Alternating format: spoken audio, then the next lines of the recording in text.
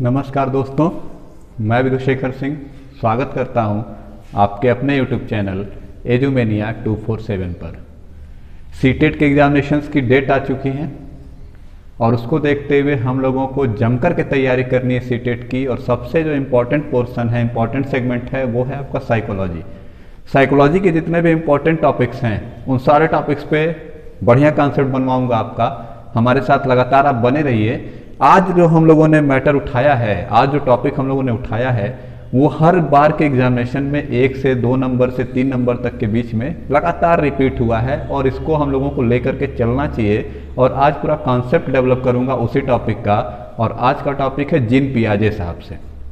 Gene पियाजे cognitive development यानी संज्ञानात्मक विकास की थ्योरी उन्होंने दी थी, और इसको नाम दिया जाता है जीन पियाजे का संज्ञानात्मक विकास, यानी cognitive development theory of Jean पियाजे। बात किया जाए सबसे पहले कि जीन पियाजे का संज्ञानात्मक विकास, जीन पियाजे का संज्ञानात्मक विकास। एक छोटी सी नजर डालूंगा कि जीन पियाजे थे कौन। कभी कभी पूछ लेता है सीटेट में कि फला मनोवैज्ञानिक जो है वो किस देश से है। तो इस पे अगर बात किया जाए तो जीन पियाजे की अगर मैं छोटी सी बात अगर करूंगा तो जीन पियाजे के बारे में 2-3 लाइन यहाँ पे मैं लिख देता हूँ कि सबसे पहले बर्थ जो उनकी हुई थी, यानी उनका जो जन्म हुआ था वो हुआ था 1896 में। दूसरी चीज अगर बोला जाए कि ये कहाँ के मनोवैज्ञानिक थे, ये कहाँ के रहने वाले थे, तो ये स्विस साइकोलॉजिस्ट थे, यानी स्विट्जरलैंड से रिलेट करते थे।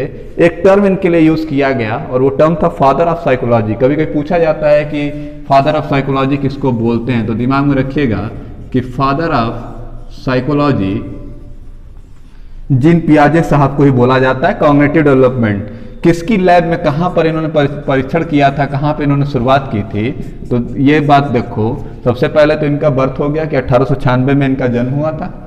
कहाँ के थे, किस कंट्री से कोरिलेट करते थे, तो स्विस मनोवैज्ञानिक थे। फादर ऑफ साइकोलॉजी अगर कभी क्वेश्चन में आपसे पूछ लिया जाएगा कि फादर ऑफ साइकोलॉजी कौन, तो father of psychology is also Jean पियाजे। फिर उसके बाद आप आगे बढ़ोगे तो एक नाम आपने सुना होगा अल्फ्रेड बीने। तो अल्फ्रेड बीने साहब के लैब में इन्होंने बुद्धि परीक्षण की शुरुआत की थी। अल्फ्रेड बीने जो बुद्धि परीक्षण के लिए जाने जाते हैं, तो उनके लैब में ही इन्होंने शुरुआत की थी अपने परीक्षणों की। तो अल्फ्रेड बीने के लैब में इन्होंने शुरुआत की थी। और ये ध्यान दीजिएगा कि 1923 से लेकर के, यानी कि 1923 से लेकर के और 1932 के बीच में इनकी 5 किताबें आई। और वो सारी किताबें, जो 5 किताबें मैं बोल रहा हूँ कि 1923 से लेकर के 1932 के बीच में आई थी, वो सारी की सारी किताबें डिपेंडेंट थी या बेस्ड थी किस पे, तो सारी की सारी बेस्ड थी कॉग्निटिव डेवलपमेंट पे, संज्ञानात्मक विकास पे। आता हूँ संज्ञानात्मक विकास पे ही बात करूंगा। ये कॉन्सेप्ट निकल करके आया। एक लाइन उनकी बड़ी फेमस है जिसके बारे में बार बार पूछा जाता है किसने कहा है। तो उन्होंने एक लाइन बोली थी कि development is a discontinuous process, यानी विकास जो है वो एक डिसकंटिन्यूअस प्रक्रिया है, यानी कि एक अनियंत्रित प्रक्रिया है, यानी लगातार नहीं चलती, अनियंत्रित है या अनिरंतर प्रक्रिया है। ये स्टेटमेंट बार बार पूछा जाता है कि किसने कहा था कि विकास एक डिसकंटिन्यूअस प्रोसेस है या development is a discontinuous process, किस मनोवैज्ञानिक ने बोला था। तो ध्यान दीजिएगा कि जीन पियाजे साहब। ये जीन पियाजे साहब का नॉर्मल थ्योरी में निकाल करके ले आया हूँ कि जीन पियाजे साहब जन्म कब हुआ था, तो 1896। कहाँ से रिलेट करते थे, तो स्विस मनोवैज्ञानिक थे। फादर ऑफ साइकोलॉजी के नाम से भी जाने जाते थे। अल्फ्रेड बीनेट के लैब में बुद्धि परीक्षण का ही इन्होंने शुरुआत किया था। 23 से लेकर के 32 के बीच में इनकी 5 किताबें आई थी और वो 5 किताबें जो थी वो बेस्ट थी किस पे, तो कॉग्निटिव डेवलपमेंट के ऊपर, यानी संज्ञानात्मक विकास के ऊपर ही डेवलप थी। और साथ ही साथ development is a discontinuous process, कि डेवलपमेंट एक निरंतर चलने वाली प्रक्रिया है। ये स्टेटमेंट किसने दिया था, तो ये स्टेटमेंट भी था आपका जीन पियाजे का। जीन पियाजे ने कॉग्निटिव डेवलपमेंट को 4 स्टेज में डिफाइन किया। तो सबसे पहले तो मैं बात करूंगा कि कॉग्निटिव डेवलपमेंट है क्या या संज्ञानात्मक विकास कहते किसको हैं। तो कॉग्निशन या संज्ञान की अगर आप बात करते हो तो कॉग्निशन डेवलपमेंट की अगर आप बात करते हो कि संज्ञानात्मक विकास है क्या, तो बालक किसी भी चीज को जब सेंसिबल तरीके से लेता है यानी कि संवेदी रूप से महसूस करता है, तो संवेदी रूप से सूचना को ग्रहण करता है, उसके ऊपर चिंतन करके और उस समस्या का समाधान खोजने का जब प्रयास करता है, यानी हम सीधे कहें कि बालक के अंदर एक इस तरीके का डेवलपमेंट हो रहा है। पिछली क्लास में हम लोगों ने ग्रोथ और डेवलपमेंट के बारे में पढ़ा था, तो आपको बता दूं कि डेवलपमेंट की अगर आप बात करते हो तो एक तरीके का डेवलपमेंट होता है आपका कॉग्निटिव या संज्ञानात्मक विकास। तो कहा क्या गया कि अगर कोई भी संवेदी सूचना बालक को मिल रही है, किसी भी छोटे बच्चे को, क्योंकि हम बाल मनोविज्ञान पे चर्चा कर रहे हैं, तो बालक को अगर किसी भी तरीके की समस्या सामने दिख रही है तो उसको वो संवेदी रूप से लेता है, चिंतन करता है और चिंतन करके समस्या का समाधान करने का प्रयास करता है, और उसके अंदर यही जो टोटल ओवरऑल जो डेवलपमेंट हो रहा है जिसके बारे में हमने बोला, वो सारा का सारा प्रोसेस उसका कहलाता है कॉग्निटिव डेवलपमेंट। और इसी के ऊपर जीन पियाजे साहब की थ्योरी थी।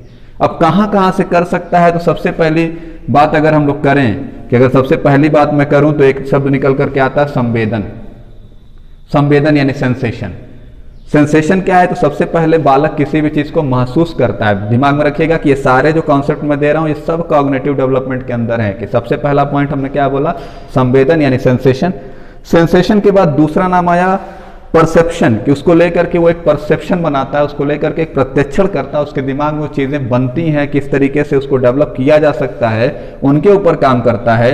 उसके बाद वो एक इमेज बनाता है, इमेज बनाने के बाद वो समस्या का समाधान करने के लिए रीजनिंग लगाता है, तर्क चिंतन करता है। इन सारे चीजों का एक सामूहिक रूप से अगर स्टेटमेंट दें तो इसी को हम लोग नाम देते हैं संज्ञानात्मक विकास का। यानी बालक के अंदर जैसे जैसे ये चीजें डेवलप हो रही हैं, इसका सीधा मतलब है कि उसका कॉग्निटिव डेवलपमेंट भी धीरे धीरे हो रहा है। और कॉग्निटिव डेवलपमेंट के ऊपर जो थ्योरी दी थी वो किसने, तो जीन पियाजे ने। फिर से याद दिला रहा हूं 1896 स्विस मनोवैज्ञानिक जीन पियाजे जो थे वो अल्फ्रेड बीने के लैब में काम किए थे। Development is a discontinuous process, यानी विकास जो है वो निरंतर चलने वाली प्रक्रिया नहीं है, ये डिसकंटिन्यूअस प्रोसेस है स्टेटमेंट। और फादर ऑफ साइकोलॉजी कौन, तो जीन पियाजे। ये सारी लाइन आप बार बार रिवाइज करिएगा क्योंकि एक क्वेश्चन जरूर आना है इस लाइन से, ये दिमाग में रखिएगा कि ये क्वेश्चन जरूर आने हैं। एकदम लास्ट टाइम का तैयारी आपकी करा रहा हूं। फिर आगे चलते हैं, तो अगर बात किया जाए कि जीन पियाजे ने कितने स्टेज बनाए, तो ये जो संज्ञानात्मक विकास का कॉन्सेप्ट उन्होंने दिया कि कॉग्निटिव डेवलपमेंट किसी बालक का होगा तो कितने स्टेज में होगा, तो जीन पियाजे के हिसाब से कितने स्टेज थे, तो ये 4 स्टेज थे। यानी डेवलपमेंट विकास की प्रक्रिया को उन्होंने कितने पार्ट में डिवाइड किया, तो वो 4 चरणों में डिवाइड किया। सबसे पहले अगर बात किया जाए तो सबसे पहले निकल करके आता है जिसको हम लोग नाम देते हैं संवेदी पेशीय अवस्था। संवेदी पेशीय अवस्था, या अगर इसको हम दूसरा नाम देना जाए तो इसको हम लोग नाम देते हैं सेंसरी मोटर स्टेज। ध्यान दीजिएगा कि पहला जो स्टेज बताया किसने, जीन पियाजे साहब ने, वो बताया किसको, तो संवेदी पेशीय अवस्था को। फिर उसके बाद दूसरा जो नाम निकल करके आया तो कहा क्या, पूर्व संक्रियात्मक अवस्था, मतलब प्री ऑपरेशनल स्टेज। अगला नाम निकल करके आया मूर्त संक्रियात्मक अवस्था। मूर्त संक्रियात्मक अवस्था यानी इसको हम लोग बोलते हैं कॉन्क्रीट ऑपरेशनल स्टेज। और लास्ट आता है औपचारिक संक्रियात्मक अवस्था, यानी फॉर्मल ऑपरेशनल स्टेज। ये 4 स्टेज हैं। दिमाग में रखिएगा कि सबसे पहला क्वेश्चन अगर आपसे पूछा जाएगा कि कॉग्निटिव डेवलपमेंट की थ्योरी, तो जीन पियाजे ने कॉग्निटिव डेवलपमेंट के आधार पर कितने स्टेज डिफाइन किए, तो यही 4 स्टेज डिफाइन किए थे। पहला संवेदी पेशीय अवस्था यानी सेंसरी मोटर स्टेज, पूर्व संक्रियात्मक अवस्था यानी प्री ऑपरेशनल स्टेज, मूर्त संक्रियात्मक अवस्था यानी कि concretive operational stage, concrete operational stage, और औपचारिक संक्रियात्मक अवस्था यानी फॉर्मल ऑपरेशनल स्टेज।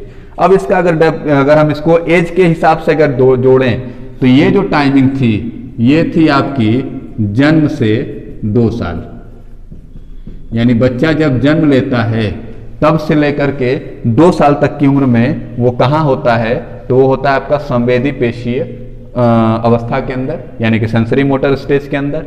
आगे जब बढ़ते हैं तो अगला नाम लेता है कि जब वो 2 साल से ऊपर जाएगा और 6 साल तक, तब वो चला आता है किस में, तो आ जाता है पूर्व संक्रियात्मक यानी कि प्री ऑपरेशनल स्टेज के अंदर। 6 साल से बड़ा होता है यानी कि 7 साल से लेकर के 11 साल की अवस्था तक जब हो जाता है तब तक वो होता है मूर्त संक्रियात्मक अवस्था में यानी कॉन्क्रीट ऑपरेशनल, इसको हम ठोस संक्रिया अवस्था भी कहते हैं, तो कॉन्क्रीट ऑपरेशनल स्टेज के अंदर।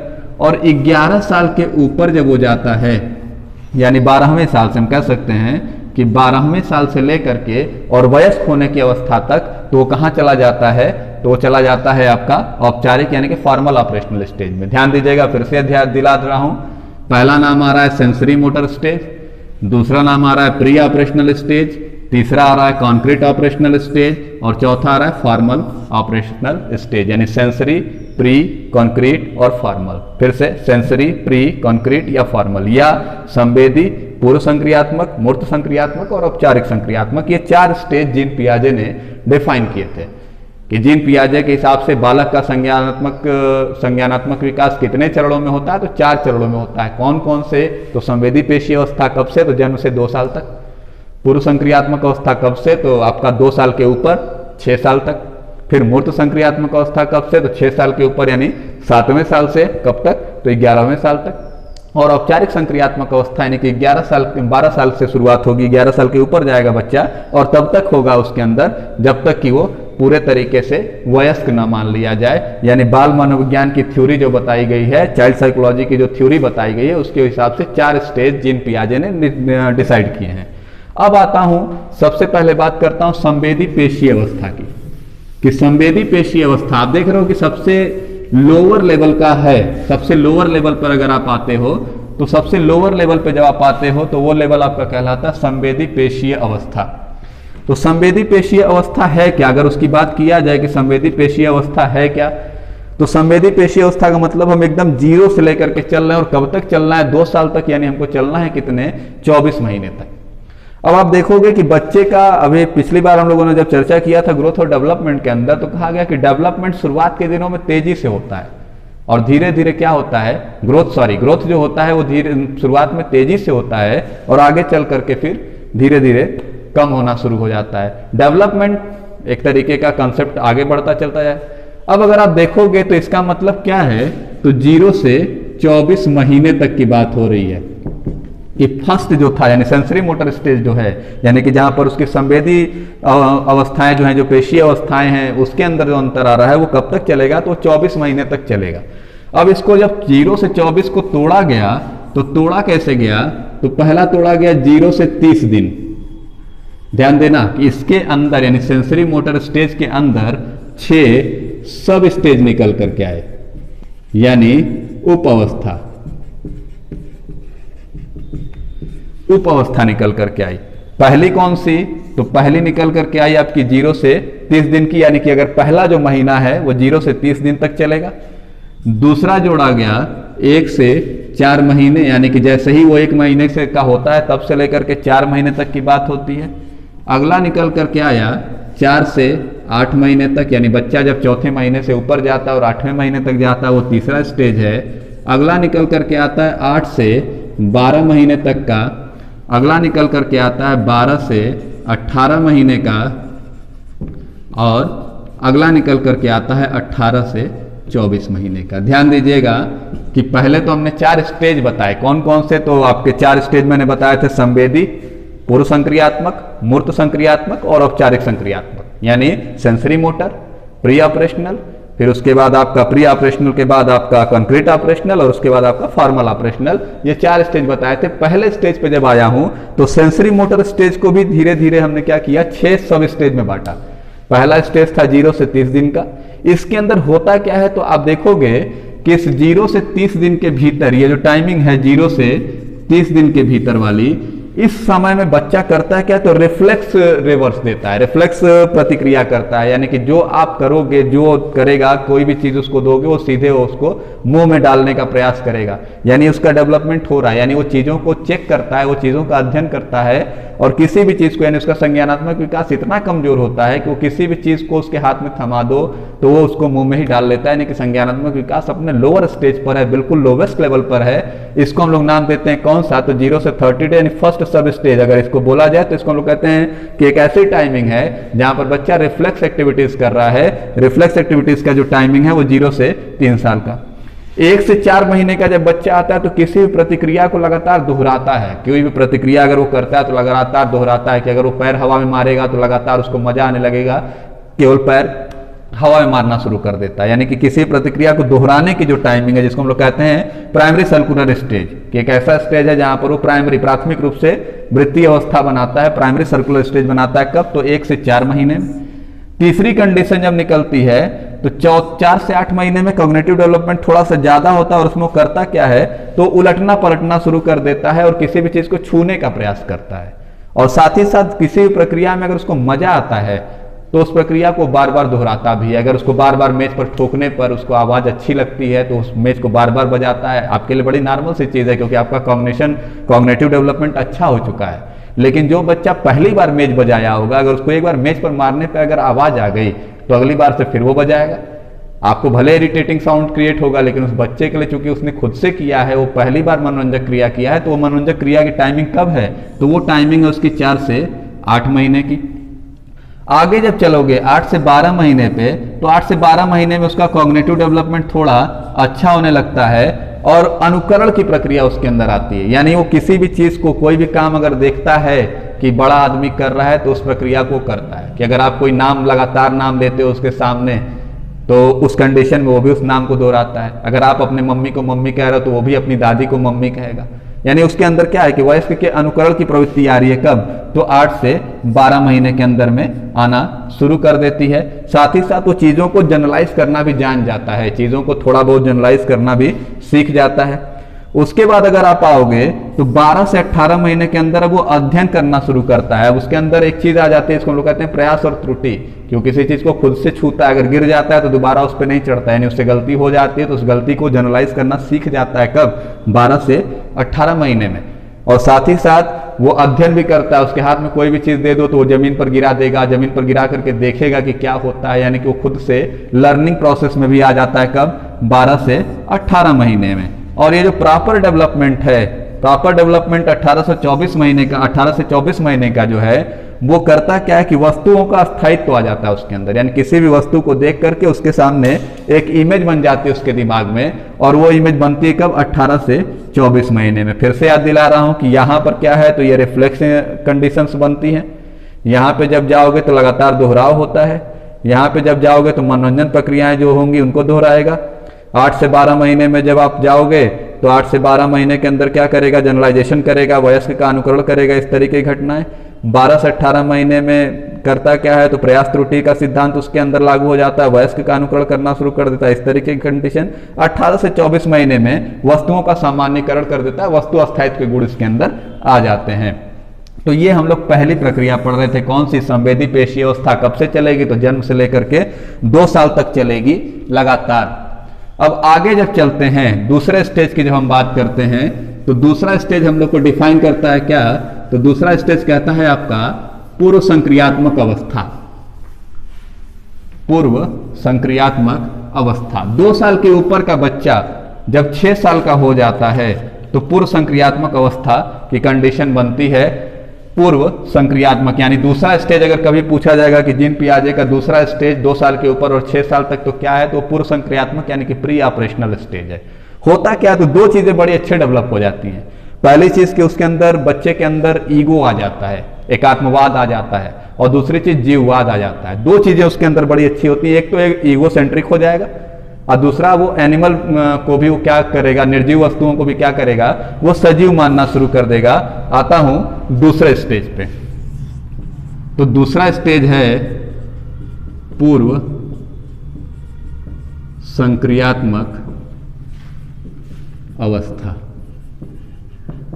पूर्व संक्रियात्मक अवस्था यानी प्री ऑपरेशनल स्टेज। दो कंडीशन, पहली चीज तो ये दिमाग में रखिएगा कि दो कंडीशन उसके अंदर बनती हैं। क्या क्या बनती हैं? तो इसको दो पार्ट में बांटा गया है। पहला बांटा गया प्री कॉन्सेप्चुअल पीरियड और दूसरा बांटा गया अंतर्दर्शी यानी इंट्यूसिव पीरियड। यानी पहला आपका प्री, इसकी टाइमिंग क्या है? तो पूर्व संक्रियात्मक अवस्था आपकी 2 साल से शुरू होती है और कब तक चलती है? 6 साल तक चलती है। अब इसको बांटा गया किस में? तो पहला बांटा गया प्री कॉन्सेप्चुअल में, यानी पूर्व सम प्रत्यय अवधि, और दूसरा इंट्यूसिव यानी अंतर्दर्शी अवधि। ये दो पार्ट में, यानी कि पूर्व संक्रियात्मक अवस्था को अगर डिफाइन करोगे तो दो सब स्टेज में टूटेगा। और वो दो सब स्टेज कौन कौन से हैं? तो पहला है आपका प्री कॉन्सेप्चुअल और दूसरा आपका इंट्यूसिव। प्री कॉन्सेप्चुअल यानी पूर्व संप्रत्यय क्या है? तो ये चलता है आपका 2 साल से 4 साल तक, और 4 साल के ऊपर जब बच्चा जाता है 6 साल तक का, तब उसके अंदर इंट्यूशन यानी अंतर्दर्शी यानी वो अपने बारे में सोचना, अपने बारे में जानना शुरू करता है। पहले वाले में क्या है कि इस कंडीशन में यानी कि प्री कॉन्सेप्चुअल यानी उसका कॉन्सेप्ट अभी पूरे तरीके से डेवलप नहीं हुआ, यानी वो चिंतन करना शुरू तो कर चुका है लेकिन उसका चिंतन बहुत ज्यादा प्रभावी नहीं है। इसको हम लोग नाम देते हैं 2 से 4 साल यानी पूर्व संप्रत्यय की अवधि यानी कि प्री कॉन्सेप्चुअल पीरियड। इंट्यूसिव यानी अंतर्दर्शी अवधि क्या है कि इसका चिंतन अच्छा हो जाता है लेकिन एक कमी हो जाती है। कमी क्या? जैसे मैं एक एग्जांपल ले रहा हूं कि 2 गुणे 2 बराबर 4 तो बता लेता है, यानी अगर बच्चे से आप कहोगे कि 2 मल्टीप्लाइड बाई 2 तो वो 4 बता देगा। किस अवधि की मैं बात कर रहा हूं? ध्यान दीजिएगा कि 4 के ऊपर जा चुका है बच्चा। क्या बता रहा है कि 2 का गुणा 2 में किया जाएगा 4 आएगा। लेकिन उसी बच्चे से अगर पलट करके पूछ दिया जाए कि 4 is divided by then what, इसको वो नहीं बता पाता। यानी हम कह सकते हैं कि उसका चिंतन बहुत ज्यादा प्रभावी रूप से कारगर नहीं हो सकता। तो ये अंतर्दर्शी है। अब उसके अंदर 2 चीजें बड़ी अच्छी डेवलप हो जाती हैं। एक तो है उसके अंदर आ जाता है जीववाद, जीववाद जिसको हम लोग कहते हैं एनिमिज्म, और दूसरी चीज आत्म केंद्रित हो जाता है, यानी वो जो कह रहा है वही चीज सही है, उसके अलावा पूरे विश्व में कोई भी चीज अच्छी नहीं है, ये उसके दिमाग में आ जाता है। वो ईगोसेंट्रिक हो जाता है। तो ध्यान दीजिएगा कि पूर्व संक्रियात्मक अवस्था यानी कि प्री ऑपरेशनल स्टेज यानी जो चल रहा है कब से कब 2 से 6 साल, उसकी जो 2 विशेषताएं हैं कौन कौन सी? तो एक जीववाद और एक आत्म केंद्रित। जीववाद क्या है? तो जीववाद को अगर आप डिफाइन करोगे तो जीववाद को एक लाइन में डिफाइन कर देते हो कि बच्चा किसी भी निर्जीव वस्तु को सजीव मानना शुरू कर देता है। मतलब समझना, कभी कभी आप देखते होंगे कि छोटा बच्चा 2-3 साल का बच्चा है या 4 साल का बच्चा है, जब वो गिर जाता है जमीन पे तो रोने लगता है, लेकिन उसके पिताजी या माताजी करते क्या है कि उसे जमीन को पीटना शुरू कर देती हैं, और जैसे वो जमीन को पीटती हैं उस बच्चे के अंदर आत्मसंतुष्टि हो जाती है। ये दोनों को एक डिफाइन कर रही है कि वो बच्चा जो है वो एगोसेंट्रिक है कि जब तक जमीन को नहीं मारोगे तब तक वो रोएगा, जैसे ही जमीन को मारोगे वो हंसने लगेगा या उसकी रुलाई जो है वो कम हो जाएगी। साथ ही साथ जीववाद वो जमीन को सजीव मान रहा है तभी तो आपके मारने पर वो खुश हो रहा है। तो इसका मतलब कि ये जो टाइमिंग है प्री ऑपरेशनल पीरियड जो है 2 से 6 साल का, जिसको हमने बांटा है 2 में, पूर्व संप्रत्यय और अंतर्दर्शी। पूर्व संप्रत्यय यानी कि 2 से 4 साल और अंतर्दर्शी यानी 4 से 6 साल। उसके अंदर 2 क्वालिटी आ जाती है। जीववाद यानी कि वो एनिमिज्म करने लगता है, यानी कि किसी भी निर्जीव वस्तु को भी वो सजीव समझने लगता है, और दूसरी चीज की ईगोसेंट्रिक हो जाता है कि अपनी बात के अलावा वो किसी और की बात सुनना नहीं चाहता। यानी कि कह सकते हो कि इस अवस्था में बच्चा सबसे ज्यादा जिद्दी होता है। जिद्दी आप इसलिए कह रहे हो क्योंकि वो आपके हिसाब से नहीं कह रहा है, वो अपनी बात को ही मनवाना चाहता है, अपने ही कॉन्सेप्ट को वो आपके सामने ले आना चाहता है। इसी वजह से हम लोग कहते हैं कि वो आत्म केंद्रित हो जाता है। ये मनोवैज्ञानिक कारण है क्योंकि वो कॉग्निटिव डेवलपमेंट हो रहा है। उम्मीद करता हूं कि यहां तक आपको समझ में आ गया होगा। आगे चलता हूं तीसरी अवस्था की तरफ।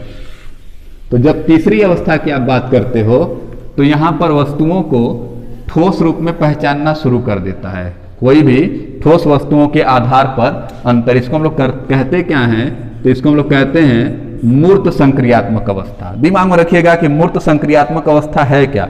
तो मूर्त संक्रियात्मक अवस्था में बालक का कॉग्निटिव डेवलपमेंट थोड़ा सा और ज्यादा हो जाता है।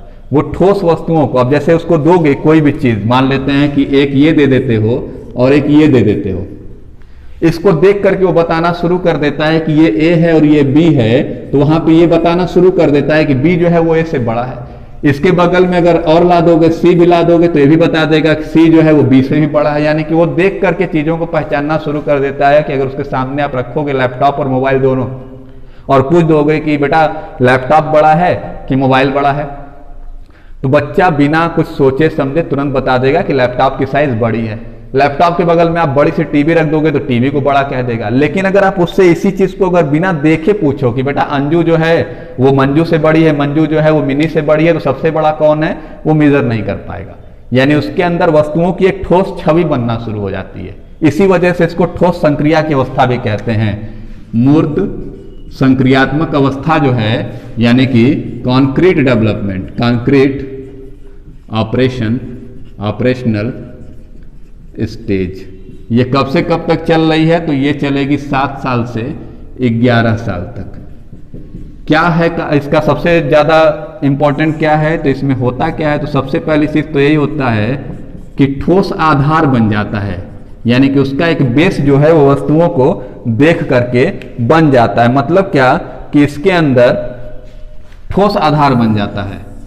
जो एग्जाम्पल मैंने दिया कि ए बी और सी को देख करके बता देगा कि सी सबसे बड़ा है, बी उससे छोटा और ए सबसे छोटा है। लेकिन अगर उससे क्वेश्चन पूछोगे कि ए बड़ा है बी से और बी बड़ा है सी से, तो सबसे बड़ा कौन होगा, ये इस टाइप के क्वेश्चन वो नहीं, यानी कि उसके अंदर संज्ञानात्मक विकास अभी इतना अच्छा नहीं हुआ है। दूसरी चीज, उसके अंदर पलटावी गुण भी आ जाएंगे। इसका मतलब है कि वो थोड़ा थोड़ा संज्ञानात्मक विकास अच्छा कर रहा है। मतलब समझना कि अभी मैंने कहा कि 2 गुणे 2 बराबर 4, तो वो बता देता है, लेकिन 4 भागे 2 बराबर कितना, तो इसके पहले वाले में वो नहीं बता पाएगा, यानी कि पूर्व संक्रियात्मक अवस्था में नहीं बता पाएगा। लेकिन इस अवस्था में पहुंचते ही वो बता देगा कि 4 में अगर 2 का भाग दोगे तो 2 आएगा। यानी कि उसका कॉग्निटिव डेवलपमेंट थोड़ा सा बेहतर हुआ है पिछले वाले स्टेज की तुलना में। और साथ ही साथ एक चीज और दिमाग में रखना है कि उसका जो चिंतन होगा, वो सोचेगा तो जरूर, यानी कि कॉग्निटिव डेवलपमेंट में उसके अंदर चिंतन तो होगा, लेकिन उसका चिंतन जो है वो चिंतन क्रमबद्ध नहीं होगा। यानी उसका चिंतन क्रमबद्ध नहीं होगा, वो कोई भी प्लानिंग नहीं कर पाएगा अच्छे तरीके से। प्लानिंग करने को सोचेगा तो जरूर, लेकिन पूरे तरीके से प्लानिंग कर नहीं पाएगा। तो ठोस आधार पे वस्तुओं में अंतर करना शुरू कर देता है। पलटावी गुण, यानी जो बताया मैंने कि 2 का मल्टीप्लिकेशन 2 से करने पे 4 बता देता है, और साथ ही 4 में 2 का भाग देने पे क्या आएगा, ये भी बता देता है। दूसरी चीज कि उसका चिंतन जो है वो क्रमबद्ध नहीं होगा, ये भी चीज निकल करके आती है। और साथ ही साथ उसका जो कॉन्सेप्ट है, कॉन्सेप्ट का मतलब समझिएगा कि उसके अंदर 3 कॉन्सेप्ट आ जाते हैं।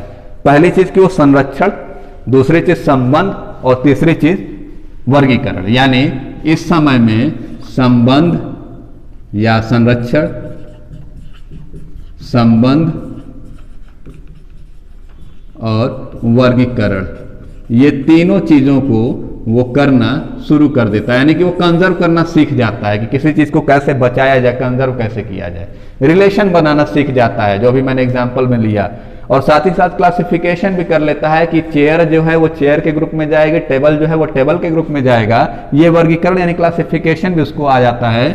यानी कि conservation, relation and classification, CRC, ये तीनों चीज कब डेवलप होती हैं, तो ये तीनों चीज डेवलप होती हैं मूर्त संक्रियात्मक, यानी कि कॉन्क्रीट ऑपरेशनल मेथड के अंदर या कॉन्क्रीट ऑपरेशनल स्टेज के अंदर ये चीज डेवलप हो जाती है। फिर से बता रहा हूं कि तीसरी जो स्टेज है संज्ञानात्मक विकास की, अकॉर्डिंग टू पियाजे साहब, मूर्त संक्रियात्मक अवस्था है, कॉन्क्रीट ऑपरेशनल स्टेज है, 7 से 11 साल चलेगी। ठोस आधार पर वस्तुओं में अंतर करना बालक समझ जाता है। पलटावी गुण आ जाते हैं, यानी कि 2 गुणे 2 बराबर 4 और 4 भागे 2 बराबर 2, ये दोनों बताने शुरू कर देता है। चिंतन करता तो है, लेकिन चिंतन उसका क्रमबद्ध नहीं होता है। उसके अंदर 3 कॉन्सेप्ट डेवलप होते हैं, संरक्षण, संबंध और वर्गीकरण, यानी कंजर्वेशन, रिलेशन एंड क्लासिफिकेशन। ये 3 चीज उसके अंदर डेवलप हो जाती हैं। अब आगे जब हम लोग चलेंगे तो अगला नाम हम लोग के सामने आता है किसका, तो last stage of cognitive development, यानी कि आप अपने मैक्सिमा स्टेज पर पहुंच चुके हैं, जिसको हम लोग कहते हैं औपचारिक संज्ञानात्मक अवस्था या औपचारिक संक्रियात्मक अवस्था, जिसको हम लोग कहते हैं फॉर्मल ऑपरेशनल स्टेज। कब से, तो हमने बताया कि 11 साल के ऊपर और जब तक बच्चा वयस्क नहीं होगा तब तक। अब इसमें होगा क्या, तो अब तक मैंने बताया कि चिंतन क्रमबद्ध नहीं था। इस स्टेज में आने पर उसका चिंतन जो है वो लचीला हो जाता है, यानी कि वो चीज़ों को समझ जाता है। दूसरी चीज़ कि समस्या का समाधान वो कॉन्सेप्ट के आधार पर करना शुरू कर देता है। आता हूं, चौथा जो स्टेज है वो है आपका औपचारिक संक्रियात्मक अवस्था, यानी फॉर्मल ऑपरेशनल स्टेज। होगा क्या, तो सबसे पहली चीज मैंने बताया इसके अंदर क्या, कि सबसे पहली चीज होगा कि चिंतन इसका, यानी जो थिंकिंग थी वो क्या हो जाएगी, क्रमबद्ध हो जाएगी, यानी अब वो सही तरीके से चिंतन करेगा। साथ ही साथ लचीला भी, यानी कोई भी उसके सामने अगर बड़ी समस्या दे दो तो ऑपरेशनल उसका रिजल्ट भी ले आकर के रख देगा। कारण क्या है, क्योंकि उसके अंदर पूर्ण रूप से क्रमबद्धता आ जाती है, क्रमबद्धता आ जाती है, और साथ ही साथ काल्पनिक रूप से करता क्या है, समस्या का समाधान।